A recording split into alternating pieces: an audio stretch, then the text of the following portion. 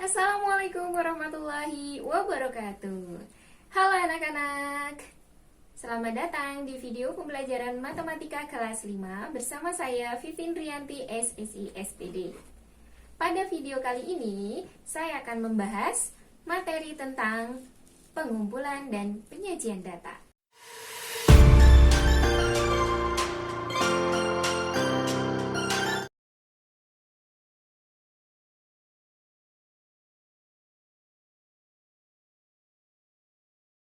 Data adalah kumpulan dari berbagai keterangan mengenai hal tertentu untuk mendapatkan gambaran mengenai suatu keadaan.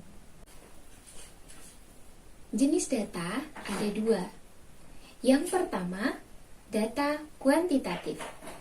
Data kuantitatif adalah data yang berbentuk angka atau bilangan. Sedangkan data kualitatif adalah data yang tidak berbentuk angka atau bilangan. Contoh data kualitatif antara lain data hobi, cita-cita, makanan kesukaan, pekerjaan seperti petani, polisi, pedagang, tingkat kepuasan yakni puas, tidak puas, dan sangat puas. Sedangkan contoh data kuantitatif antara lain umur, berat badan, tinggi badan, dan nilai ulangan. Cara pengumpulan data ada 4. Yang pertama, bertanya langsung atau wawancara. Yang kedua, isian singkat. Yang ketiga, pencatatan langsung atau observasi atau pengamatan. Dan yang keempat adalah melakukan tes. Cara pengumpulan data yang pertama adalah bertanya langsung. Informasi yang diperoleh dapat disajikan dalam tabel berikut. Contoh pertanyaan yang dapat disampaikan, siapakah namamu? Apa warna kesukaanmu? Cara pengumpulan data yang kedua adalah menggunakan isian singkat. Berikut ini contoh lembar isian singkat. Tabel berikut menyajikan pilihan terhadap ekstrakurikuler yang diminati. Terdiri dari nama, kelas sebagai identitas, serta ekstrakurikuler yang diminati. Cara pengumpulan data yang ketiga adalah pencatatan langsung. Pencatatan langsung dapat dimisalkan dengan siswa mencatat tinggi badannya, berat badan, maupun ukuran sepatu. Cara pengumpulan data yang keempat adalah dengan melakukan tes. Tes yang dimaksud dapat berupa jenis tes yang dilakukan oleh guru setelah selesai mata pelajaran.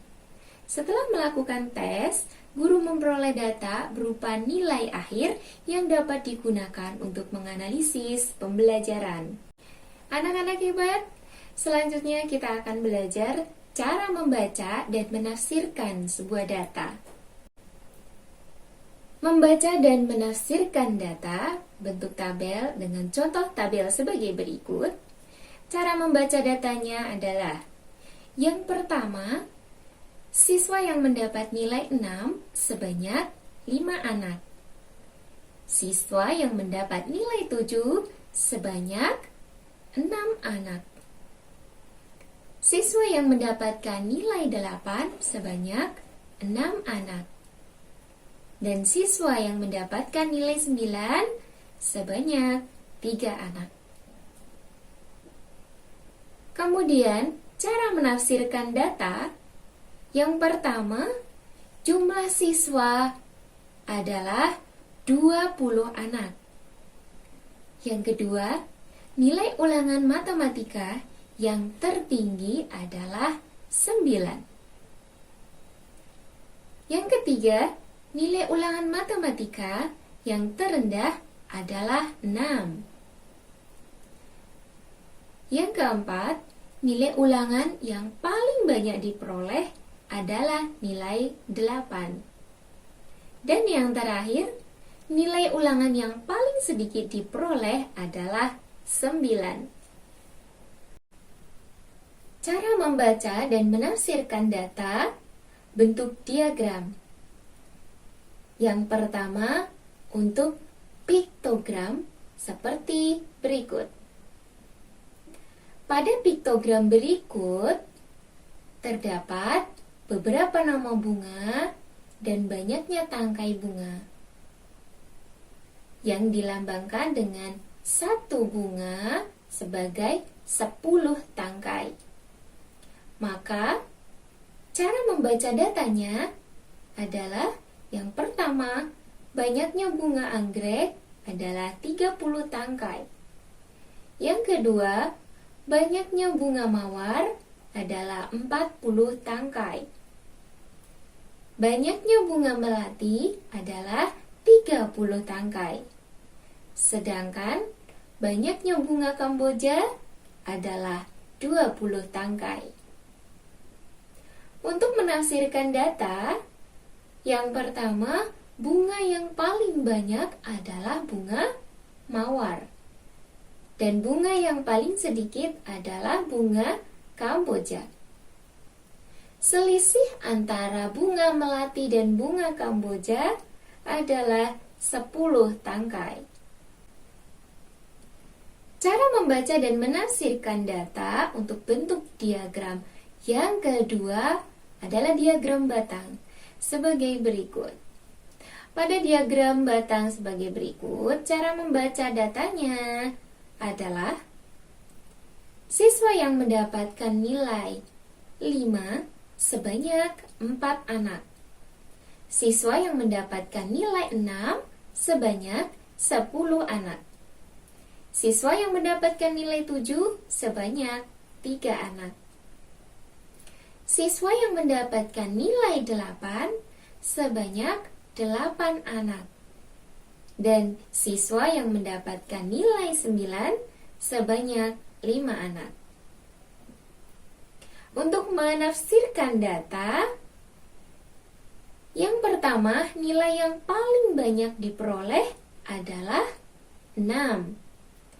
Dan nilai yang paling sedikit diperoleh adalah 7. Jumlah siswa totalnya adalah 30 anak. Jumlah siswanya diperoleh dari frekuensi yang ada pada diagram batang. Cara membaca dan menafsirkan data untuk bentuk diagram yang ketiga adalah diagram garis. Contohnya sebagai berikut. Cara membacanya, hasil panen pada tahun 2014 sebanyak 10 ton. Hasil panen pada tahun 2015 sebanyak 15 ton. Hasil panen pada tahun 2016 sebanyak 25 ton. Hasil panen pada tahun 2017 adalah 20 ton. Sedangkan hasil panen pada tahun 2018 sebanyak 30 ton. Untuk menafsirkan data, yang pertama adalah hasil panen terbanyak terjadi pada tahun 2018. Yang kedua, hasil panen terendahnya terjadi pada tahun 2014. Sedangkan selisih panen pada tahun 2017 dan 2016 adalah 5 ton. Ya, bagaimana anak-anak? Untuk cara membaca dan menafsirkan data, sudah bisa dipahami bukan? Selanjutnya, kita akan belajar cara menyajikan data. Untuk bentuk penyajian data, ada 3. Yang pertama, bentuk daftar.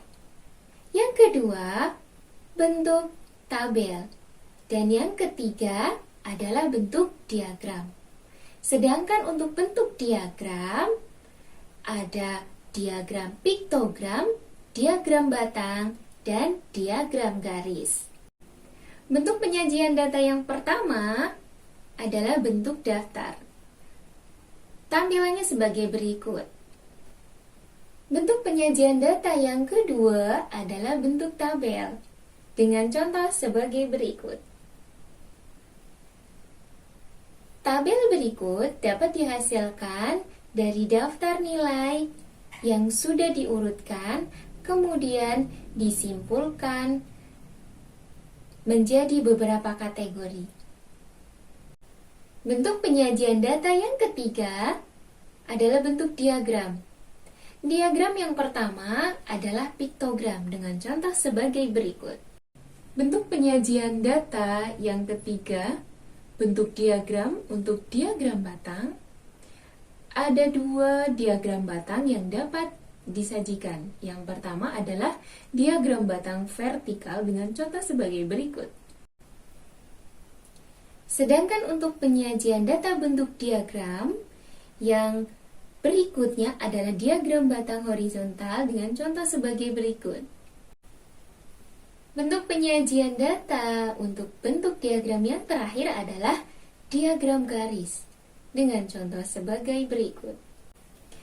Oke, bagaimana anak-anak? Sudah bisa dipahami untuk contoh-contoh penyajian data?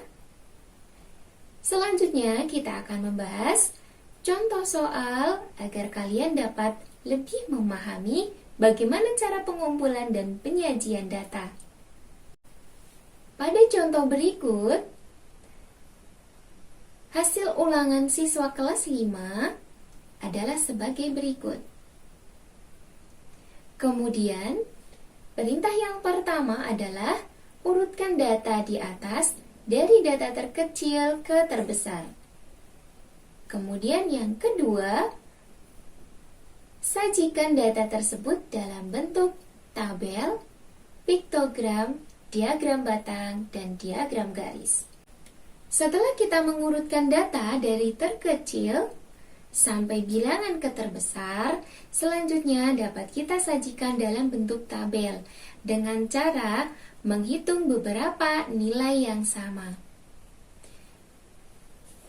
Pada tabel dapat kita sajikan untuk nilainya dari yang terkecil sampai yang terbesar, yaitu dari nilai 5 sampai 10. Selanjutnya, kita dapat merubahnya ke dalam bentuk turus, yaitu kita hitung berapa jumlah nilai 5, berapa jumlah nilai 6, berapa jumlah nilai 7, dan seterusnya. Jumlah nilai 5 ada 2, sehingga pada turusnya kita dapat menggambarkan menjadi 2 garis. Sedangkan pada nilai 6, pada bagian turusnya dapat kita gambarkan garis 4, karena nilai 6 sebanyak 4 kali. Dan seterusnya sampai pada nilai 10. Selanjutnya, pada jumlah atau banyaknya, tinggal kita hitung berdasarkan turus yang sudah kita tentukan. Nilai 5 dengan turus 2, artinya banyaknya adalah 2. Untuk nilai 6, turusnya 4, artinya nilai 6 sebanyak 4. Dan seterusnya sampai pada nilai 10. Kemudian, setelah kita dapat menyajikan dalam bentuk tabel, selanjutnya kita sajikan dalam bentuk diagram. Diagram yang pertama adalah piktogram. Untuk nilai ulangan kelas 5, piktogramnya kita misalkan, ya, di sini saya membuat nilainya menjadi sebuah potongan pizza. Dengan nilai 1 pizza adalah 2 nilai. Maka dapat dihasilkan piktogram sebagai berikut. Untuk nilai 5 sebanyak 2 anak, sehingga dapat kita gambarkan sebagai satu pizza. Untuk nilai 6, sebanyak 4 anak, sehingga dalam piktogram dapat kita gambarkan sebagai 2 pizza.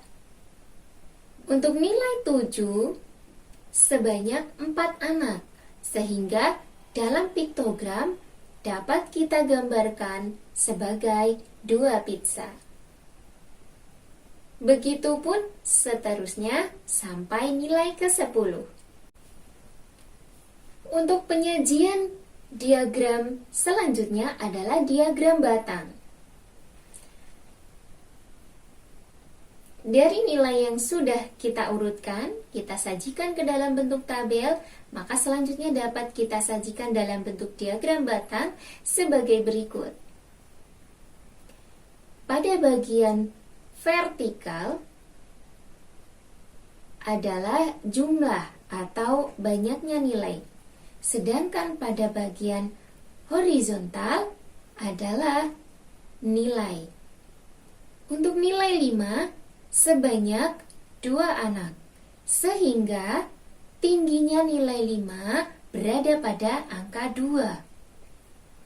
Untuk nilai 6, sebanyak 4 anak, sehingga tinggi batangnya berada pada angka 4.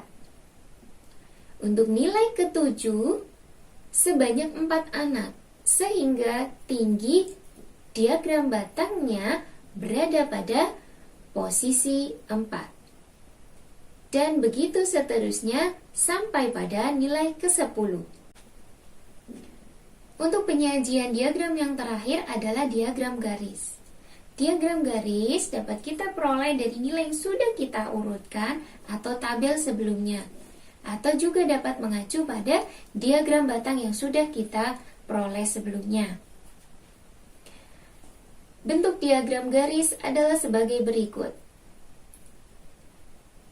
Diagram garis berikut pada bagian vertikal menunjukkan banyaknya atau jumlah perolehan nilai, sedangkan pada bagian horizontal menunjukkan nilai yang diperoleh. Untuk diagram garis, cara memperolehnya atau cara menggambarnya hampir sama dengan diagram batang. Perbedaannya, kalau pada diagram garis, kita tinggal menentukan titik perolehan antara nilai dan jumlahnya. Pada nilai 5, sebanyak 2 anak, sehingga titiknya berada pada pertemuan antara angka 5 dan angka 2, seperti gambar berikut. Untuk nilai 6, sebanyak 4 anak, sehingga titiknya berada pada pertemuan antara 6 dan 4. Begitu pula seterusnya sampai pada nilai ke-10. Oke, bagaimana anak-anak? Sudah bisa memahami bukan? Bagaimana cara mengumpulkan dan menyajikan data? Demikian video pembelajaran yang dapat saya sampaikan. Semoga dapat menginspirasi. Jangan pernah berhenti belajar, karena hidup tak pernah berhenti mengajarkan. Saya Vivin Rianti. Wassalamualaikum warahmatullahi wabarakatuh.